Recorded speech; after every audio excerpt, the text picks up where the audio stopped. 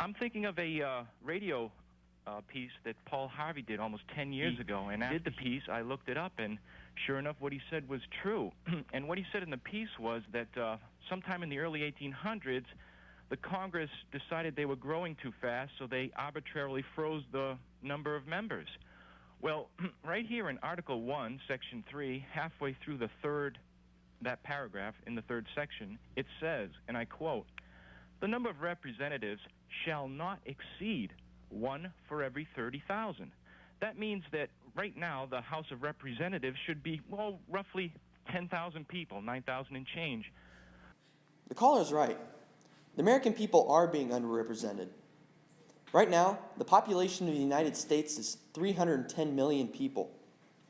Compare that to only 435 members of the United States House of Representatives, and you can see that's a problem.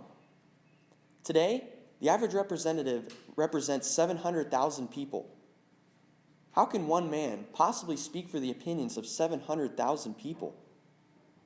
That is the problem, Congress. Here is the solution.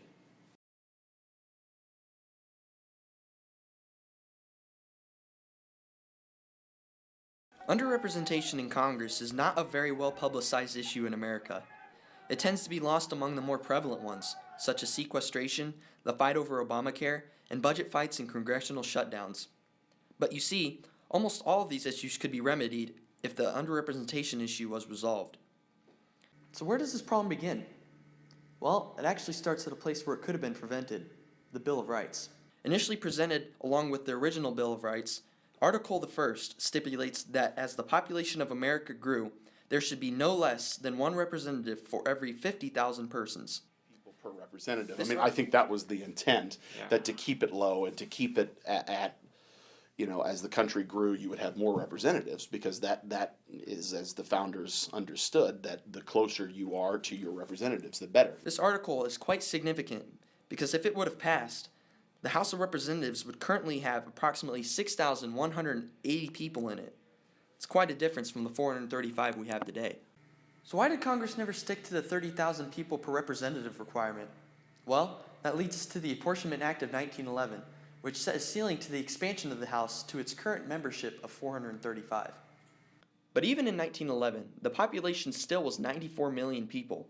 That meant that each representative, on average, spoke for 216,000 people.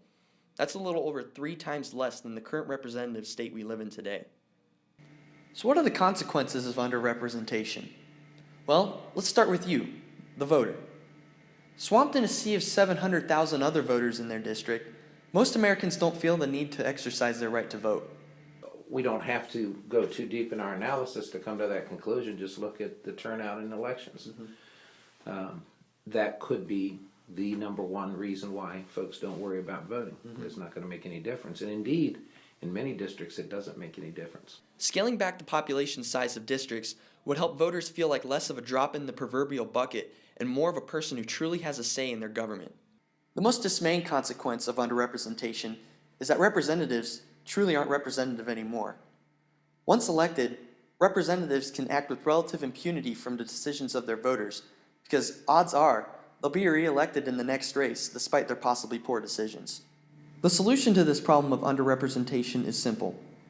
Reduce the number of constituents for every representative from 700,000 to 75,000. This reduction is still imperfect based on constitutional standards, but compared to what it is today, it is much better.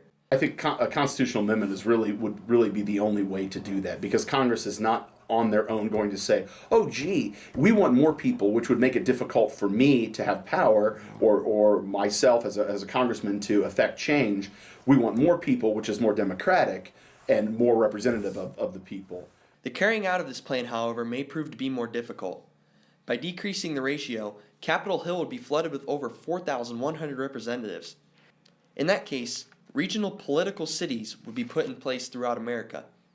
These political cities would be placed strategically throughout America as places where area representatives would gather to create, debate, and vote on national legislation, just as they do today on Capitol Hill. In today's technology-based world, collaborating over large distances is very feasible. In order for political cities to work with each other, state-of-the-art video conferencing tools would need to be employed. These political cities would effectively decentralize the federal government from Washington, D.C., and move its power throughout America. A change this large would be revolutionary, but it would be infinitely worth it.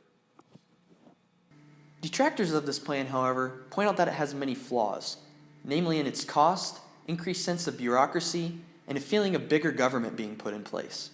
In regards to cost, the increase in payroll and the cost of the building projects associated with this plan would simply be a drop in the bucket compared to the money the federal government already spends on a daily basis. Others feel that with more representatives would come more bureaucracy.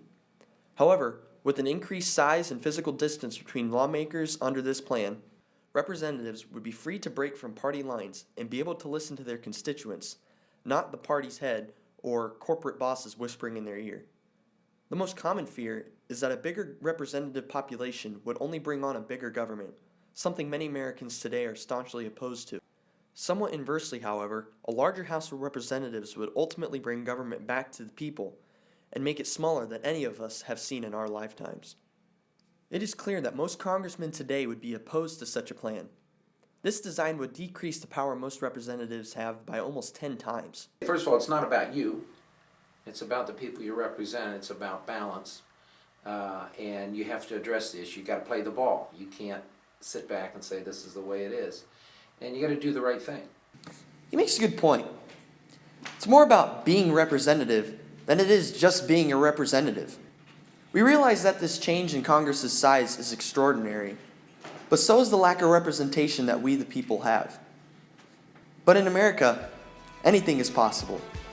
We've proven that time and time again. Let our voices be heard, Congress, and let freedom ring. Winter getting colder, summer getting warmer, tidal wave come across the Mexican border. Wide back gallon is cheaper by the barrel, just don't get busted singing Christmas carols. That's us, that's right, gotta love this American ride.